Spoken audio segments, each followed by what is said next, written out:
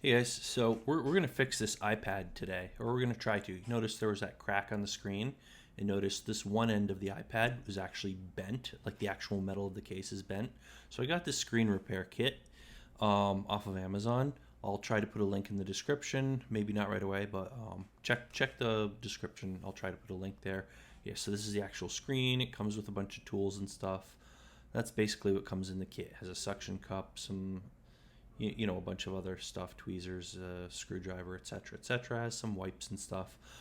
Full disclosure, by the end of this video, I basically did everything you're supposed to, but something apparently was loose, and the button, what I did not get the button working after this. Like I got the screen replaced, screen was working, everything seems to be hooked up fine, but the button wasn't working. So expect to maybe see me fix that in a future video, maybe not. But learn from my mistake and be more careful with how you do things. But yeah, this is me pulling the screen off with the suction cup. You're supposed to use a heat gun to sort of loosen the adhesive under the screen because it's really stuck on there. Um, yeah, so that's what I'm doing there. I'm not sure how much that actually went in. I'm not sure how much that actually helped or not. This is the first time I think the first time I've used a heat gun to do this. So, anyways, here I am prying under the edge using one of the tools that came with the kit. I managed to do this without causing much damage, probably partially because it's a metal case, which is kind of nice. Once you get under there, it's pretty easy. You have to be careful not to run at certain points around the outside of this thing. You want to make sure not to push. You want to make sure not to push in too deeply, or you're gonna like catch on some cables and break them.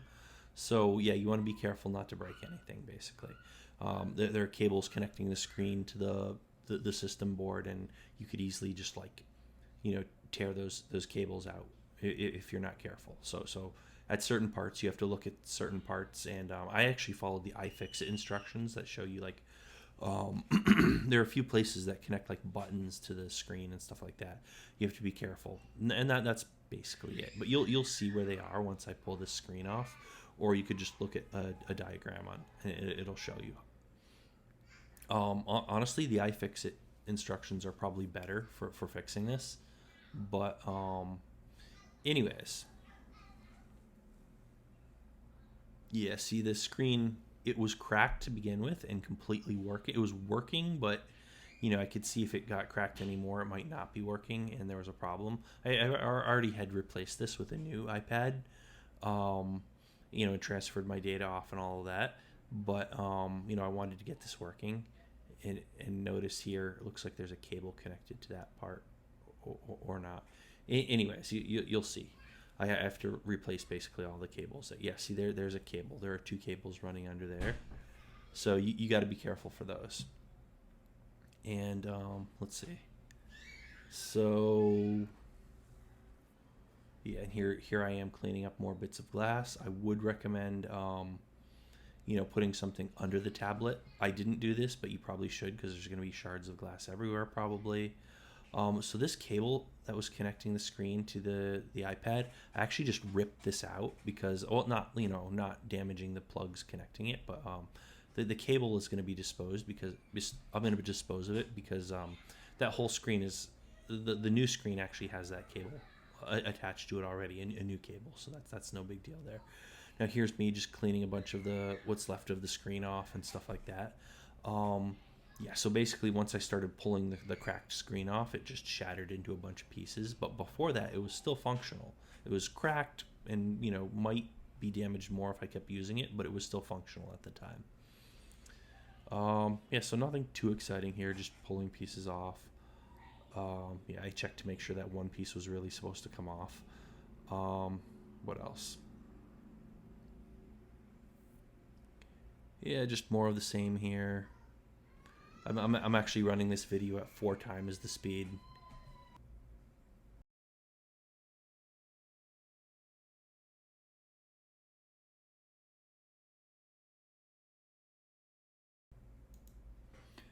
All right, so yeah, and just more cleanup here.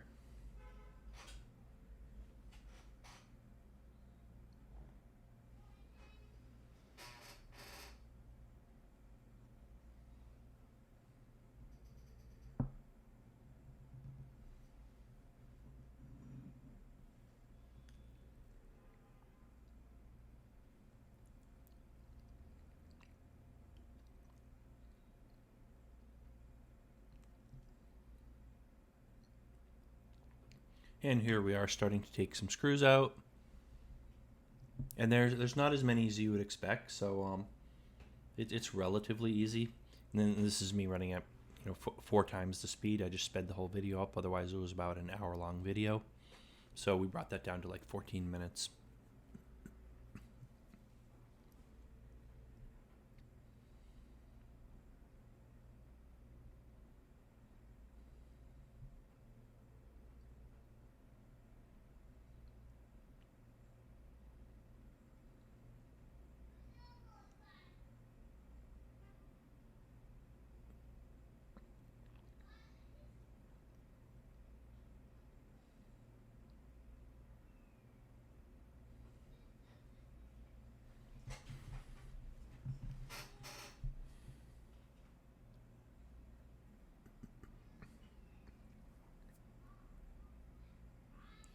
And here's me trying to lift this out. You want to be careful doing it because there are cables underneath connecting things, I believe, or we're going to see in a sec.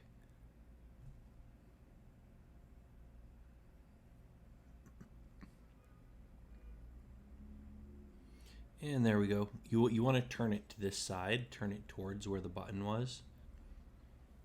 Otherwise, you're going to end up ripping some things out, probably.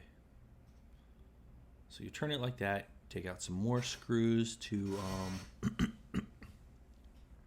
remove this little plate here, and underneath it you'll see how these cables connect in.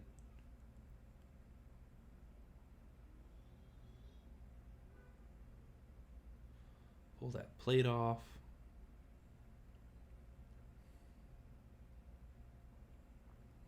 And disconnect that cable and we're good there. So under that plate there are a couple cables you're going to have to connect in place, and you'll see how we do that. See how this screen, there's our new screen, and there are the cables on it that we yeah. So there's like basically 2 plugs on the end of the cable, that mess of cables that come off the new screen, and they have to be, see there, the end of one of the old cables was in there, was still actually connected, so I just pulled that off. And yeah, so we're going to connect that new cable. There's actually 2 of them right next, 2 short ones right next to each other that you have to plug in there. And then there's one slightly longer one that comes off the screen that you have to actually slide in. So these, you have to kind of press them down into place. I mean, it's a bit of a pain, but I mean, what are you going to expect with something this small and compact? The other one, you have to slide it in there. So you have to get these connected.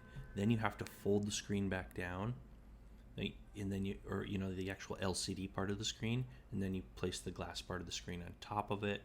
And then you have to like push the whole thing down and make sure it's secure and everything. So we'll see how that goes.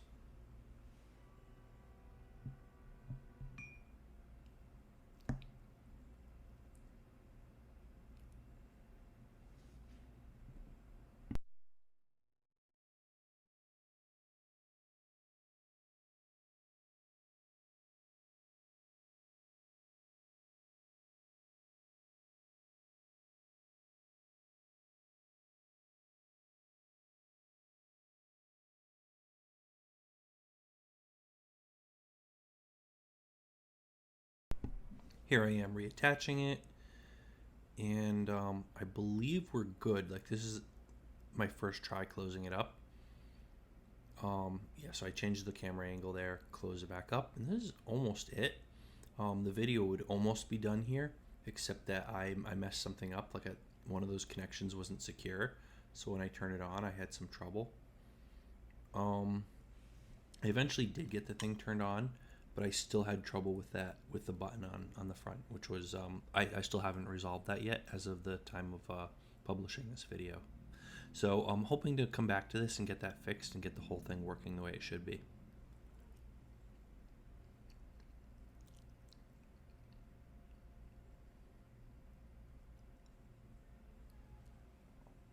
Yep, put the screws back in, secure everything in place.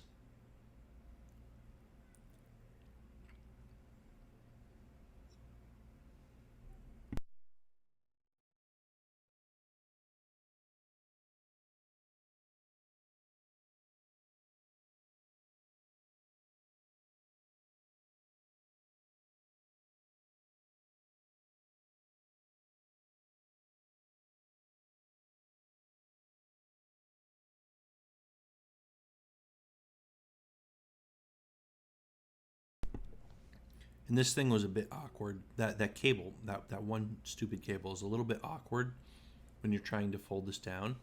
If that cable's not aligned just right, it's going to be, you're going to see it through the glass. You want it to be under the part of the glass that has see how it has that black area around the edge that you can't see through? You want the cable to be hidden under that. You don't want the cable to be sticking out, under the transparent part of the glass where you're going to see it. Like, you don't want a cable sticking out in your screen. That would look terrible. So it's a bit of a pain. You have to kind of push it off to the side a bit to get that to happen. It's kind of a pain, but it's just, I guess, part of the process. And again, just, part of working with something so compact.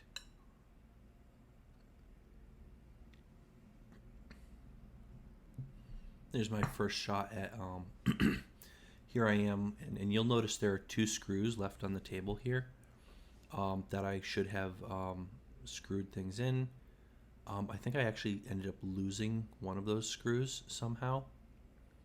There, I just moved them to the side. Yeah, anyways, I think at this point, I forget what was going wrong, but something wasn't quite right on here. Yeah, see that I'm gonna try to reseat these cable. Oh, I think it was just that I had noticed that these screws weren't screwed in. So here I am screwing these screws in, and I think it's there was 3 of them, and I only had 2, something like that. Anyways, I'd have to go back and actually check to see what screws I may or may not have been missing, but I could swear I remember missing at least 1 screw. So I believe I had like 3 screws in there that I took out. I put 2 back in and never got the other one back in. So yeah, anyways, lesson to be learned here is keep track of your screws, especially when you're doing something with all these tiny parts and so many different screws. Yeah, keep track of your screws.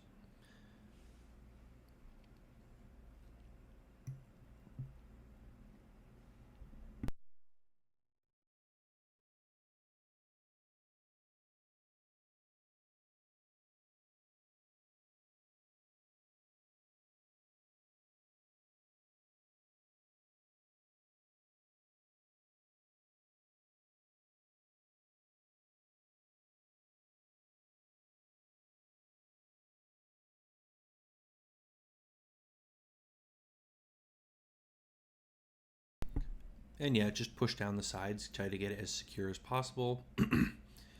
For me, it never quite felt like it was pushed in as well as I'd like it to be. But oh yeah, and that stupid cable again, just could not get that aligned. I swear, moving that cable somewhere within the process, I think I messed up the button on this. But yeah, this is basically all there is to it. Make sure the cable's reconnected. Get all the screws in place. Not too much involved in this. There you go. Pull that off. When I powered this on, it was working. I'm not sure. Am I going to show that in this video? I don't know if I'm going to actually show powering it on. But there we go. Yeah, just press it down a lot, and it kind of kills me watching this playback, knowing that I'll have to open it up again later. But there we go.